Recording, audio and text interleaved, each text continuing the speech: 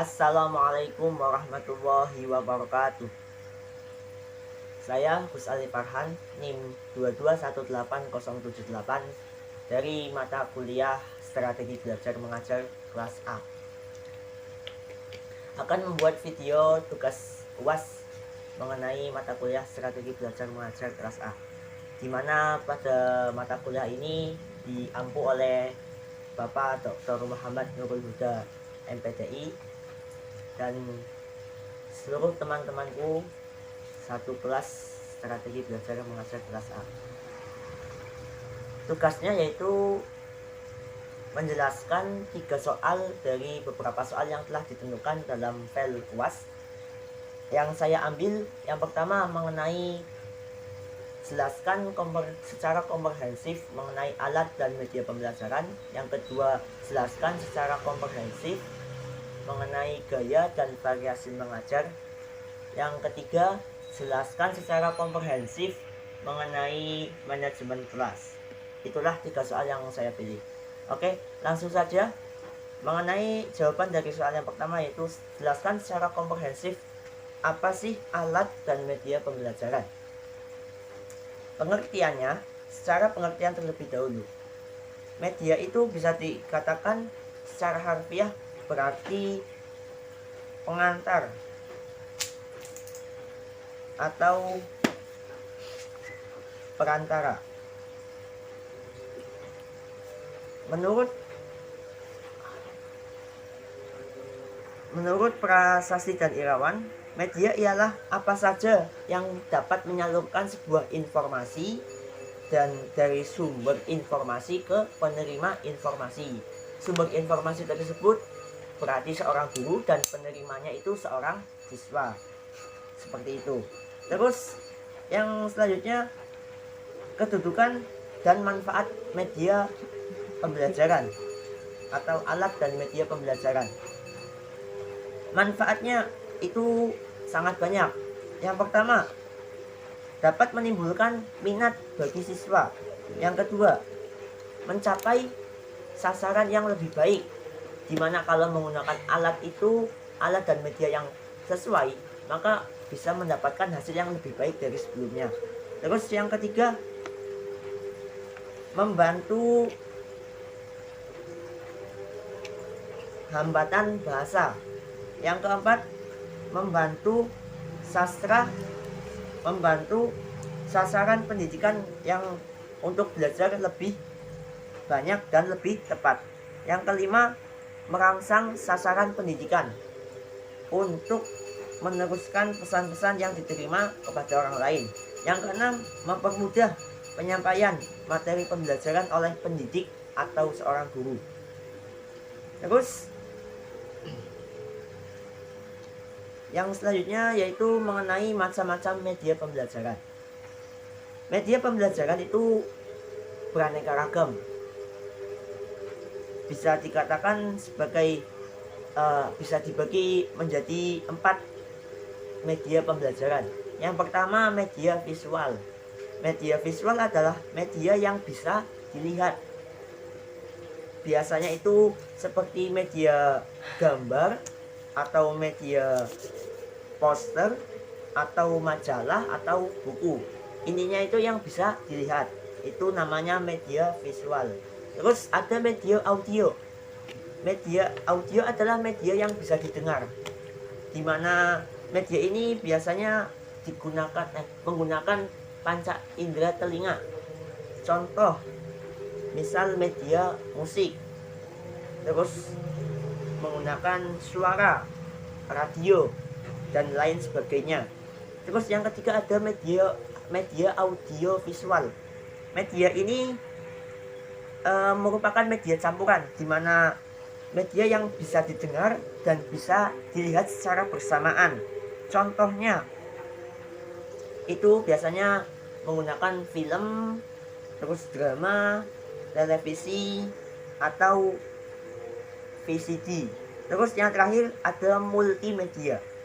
Multimedia ini merupakan semua jenis media yang terangkum menjadi satu. Contohnya itu menggunakan internet.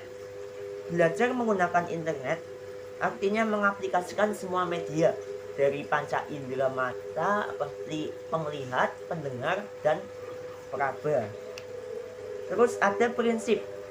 Apa sih prinsip dalam memilih media pembelajaran?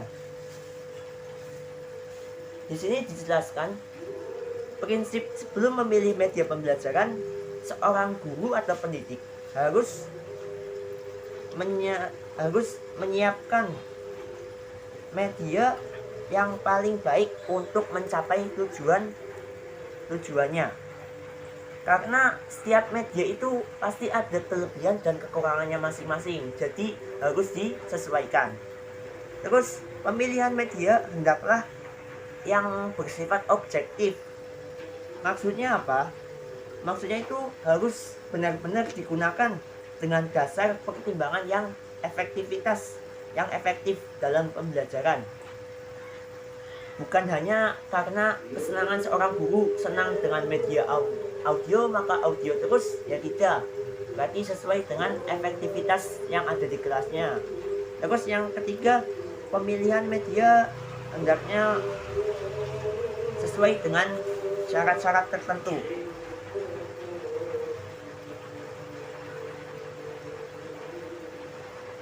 Yang terakhir, mengenai kriteria pemilihan media. Kriterianya itu yang pertama meliputi efektivitas, yang dimana itu efektifnya itu untuk mencapai tujuan pembelajaran. Yang kedua, mengenai peserta didik. Yang ketiga, ketersediaan.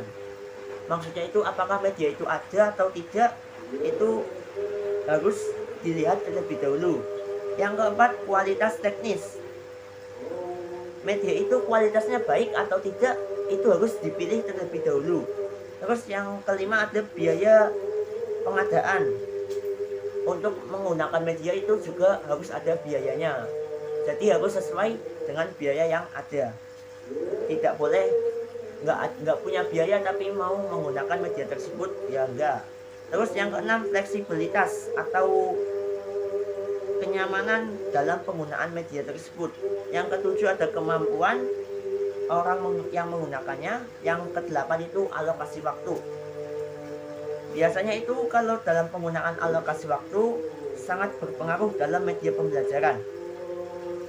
Maka harus menggunakan waktu yang cukup untuk mengelola media yang akan digunakan. Itu mengenai penjelasan alat dan media pembelajaran. Selanjutnya yaitu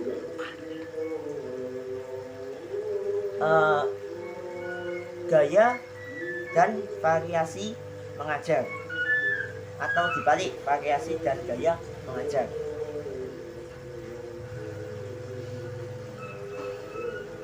Oke, secara pengertian, variasi mengajar adalah salah satu cara membuat siswa itu tetap berkonsentrasi dalam pembelajaran atau termotivasi, tidak bosan, sehingga pembelajaran senantiasa berjalan dengan lancar.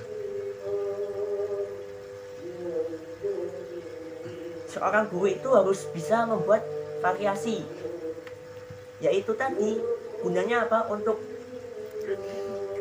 siswanya itu tidak bosan, tidak mudah terbengkalai. Lagi-lagi ini pelajarannya gurunya kayak gini. Jadi guru itu harus mempunyai variasi sendiri dalam pembelajaran. Tujuannya apa? Tujuan dan fungsi dari variasi mengajar itu, yang pertama, fungsinya terlebih dahulu mengurangi kebosanan siswa, terus meningkatkan motivasi belajarnya. Yang ketiga, memacu, mengembangkan, serta meningkatkan perhatian siswa pada pelajaran yang ada. Terus tujuan variasi mengajar bagi guru, yang pertama, meningkatkan dan menimbulkan perhatian siswa pada aspek-aspek belajar mengajar. Yang ketiga, memberikan kesempatan bagi berkembangnya bakat seorang siswa pada hal-hal yang baru. Yang ketiga, memupuk atau meningkatkan tingkah laku yang positif terhadap guru dan sekolah dengan berbagai cara mengajar yang lebih hidup dan lingkungannya itu lebih baik. Terus ada prinsip variasi mengajar. Menurut James itu ada 6 prinsip. Yang pertama prinsip konteks, di mana mengajar ini guru menyajikan pelajaran hendaknya dapat menciptakan bermacam-macam hubungan dalam kaitan bahan belajar. Misalnya dikaitkan dengan surat kabar, majalah, atau buku perpustakaan yang ada di sekolahan tersebut. Terus yang kedua prinsip fokus. Mengajar itu membutuhkan tingkat kefokusan, di mana guru itu ketika mengajar pokok bahasanya itu pokok persoalan itu harus menjadi pusat. Ketika mengajar itu guru harus menjadi fokus satu titik dari semua siswa-siswanya. Terus yang ketiga ada fokus urutan. Dalam mengajar, seorang guru itu harus mempunyai urutan materi pembelajarannya. Hendaknya pembelajaran itu disusun secara logis dan sistematis sehingga mudah dipelajari bagi siswa. Yang keempat, ada prinsip evaluasi. Prinsip evaluasi ini berfungsi untuk meningkatkan atau mempertinggi efektivitas belajar siswa dan menimbulkan dorongan bagi siswa untuk meningkatkan belajarnya. Yang kelima, ada prinsip individualisasi. Melaksanakan prinsip ini, guru itu diharapkan mampu membentuk atau mampu mengajar bagaimana perbedaan antara individu satu siswa dengan siswa yang lain. Terus yang keenam, prinsip sosialisasi. Prinsip ini guru dapat mengajar dengan menciptakan situasi atau suasana belajar yang saling kerjasama antara satu siswa dengan siswa yang lain. Jadi siswa itu bisa bersosialisasi dengan siswa yang lainnya dalam kelas tersebut dan dapat menyelesaikan berbagai macam masalah yang ada di kelas. Pengertian gaya mengajar, ya. Tadi kan udah variasi mengajar, sekarang yang gaya mengajarnya. Mengajar itu sebenarnya sesuatu yang kompleks atau yang cakupannya itu hanya dalam satu kelas tersebut. Informasinya juga paling guru bertemu dengan siswa. Kontraksinya atau interaksi antara satu guru dengan beberapa siswa yang ada dalam satu kelas. Oke. Gaya mengajar dapat diartikan sebagai dimensi atau kepribadian yang mencakup posisi guru, pola perilaku, terus modus kinerja, dan sikap terhadap diri sendiri atau orang lain. Gaya mengajar itu merupakan ciri-ciri kebiasaan, kesukaan yang penting hubungannya dengan peserta didik. Tambah pula, gaya mengajar itu bentuk penampilan guru saat mengajar, baik bersifat kurikuler, ya, umum maupun psikologis secara fisik. Tujuan dari gaya mengajar, tujuannya itu untuk menunjang pembelajaran yang ada di kelas, yang dipengaruhi oleh pandangannya guru tersebut dalam mengajar. Terus macam-macam gaya mengajar, sama dengan yang tadi di atas. Macam-macam mengajar itu juga ada visual, ada auditory, terus ditambah lagi ada linguistik, fisikal, logikal, atau matematikal. Yang keenam itu ada sosial. Yang ketujuh intrapersonal. Yang terakhir ada interpersonal. Mungkin itu dari soal yang kedua mengenai gaya mengajar, gaya dan variasi mengajar yang dapat saya jelaskan. Selanjutnya yaitu yang ketiga, mengenai manajemen kelas. Apa sih manajemen kelas? Yang dimulai dari pengertian terlebih dahulu. Manajemen itu merupakan, dalam bahasa Inggris, manajemen yang memiliki arti secara umum mengurusi atau mengolah, menjalankan ya. Manajemen adalah suatu ilmu dan seni dalam mengatur proses pembelajaran dalam kelas. Nah, kelas tersebut itu ada beberapa kelompok siswa yang mana sama-sama menerima pelajaran dari guru, dan gurunya itu menyampaikan apa yang ingin disampaikan. Tujuan dan fungsi manajemen kelas. Manajemen kelas itu bertujuan untuk meningkatkan efektivitas dan efisiensi dalam pembelajaran. Terus adapun fungsi-fungsinya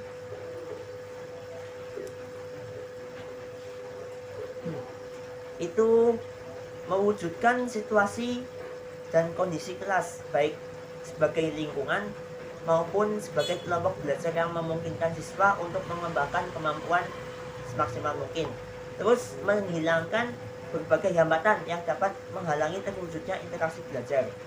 Menyediakan dan mengatur fasilitas serta perabot belajar yang mendukung dan memungkinkan siswa itu belajar sesuai dengan lingkungan yang baik. Yang terakhir itu membina dan membimbing sesuai dengan latar belakang sosial, ekonomi, budaya, serta sifat-sifat individunya. Prinsip-prinsip manajemen kelas. Menurut seorang Jamaroh, prinsip itu ada banyak. Yang pertama itu hangat dan antusias. Dalam proses pembelajaran, guru itu harus bersifat memiliki prinsip yang hangat. Maksudnya apa? Maksudnya hangat dan akrab kepada peserta didik dan selalu menunjukkan antusias pada tugasnya atau pada aktivitasnya akan berhasil dalam mengimplementasikan manajemen kelas. Yang kedua, prinsip tantangan. Seorang guru itu ketika di kelas menggunakan kata-kata atau tindakan, cara kerja ataupun dalam mengarahkan pelajarannya itu intinya untuk meningkatkan gairah siswa untuk belajar sehingga mengurangi kemungkinan munculnya tingkah laku yang menyimpang. Terus prinsip yang ketiga, bervariasi. Penggunaan alat atau media, gaya mengajar guru, pola interaksi antar guru dan peserta didik itu akan mengurangi munculnya gangguan. Jadi guru itu harus bervariasi dalam hal-hal tadi. Variasi ini merupakan kunci tercapainya manajemen kelas yang efektif dan menghindari kejenuhan. Prinsip yang selanjutnya itu ada keluasan. Keluasan seorang guru untuk mengubah strategi mengajarnya dapat mencegah kemungkinan munculnya gangguan siswa dalam pembelajaran dan juga dapat mencegah munculnya gangguan seperti keributan siswa dalam kelas, terus tidak adanya perhatian, terus tidak mengerjakan tugas dan lain sebagainya. Prinsip yang selanjutnya mengenai penekanan pada hal-hal yang positif. Pada dasarnya mengajar itu guru harus menekankan hal-hal yang positif dan menghindari perhatian yang negatif. Bila mana siswanya itu melakukan hal-hal yang negatif, maka guru harus menegurnya agar tidak melakukan hal-hal yang negatif. Terus prinsip yang selanjutnya mengenai penanaman disiplin diri. Tujuan akhir dari manajemen kelas adalah anak didik dapat mengembangkan disiplin bagi diri sendiri, dan guru itu hendaknya menjadi teladan bagi siswa-siswanya. Terus yang terakhir ada masalah dalam manajemen kelas. Dalam pembelajaran kelas itu pasti ada yang namanya masalah, entah itu keributan siswa dalam kelas atau kurang kondusif ataupun apalah, pasti ada ya, karena yang namanya siswa itu pasti belum bisa mengatur dirinya sendiri, makanya itu harus ada guru.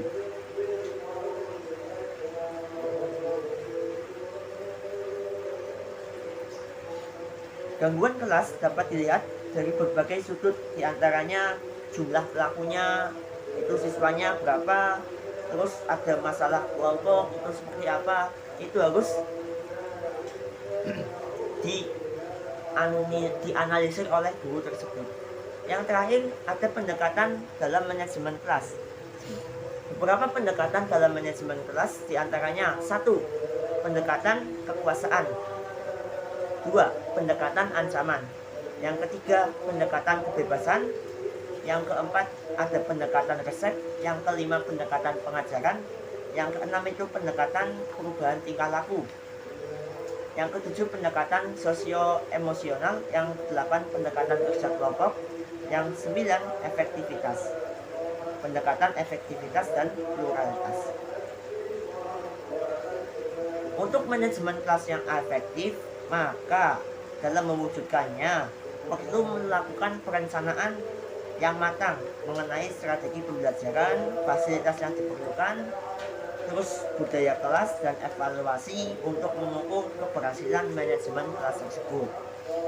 Oke, cukup sekian penjelasan ya dari saya mengenai tugas UAS pada kali ini. Kurang dan lebihnya mohon maaf.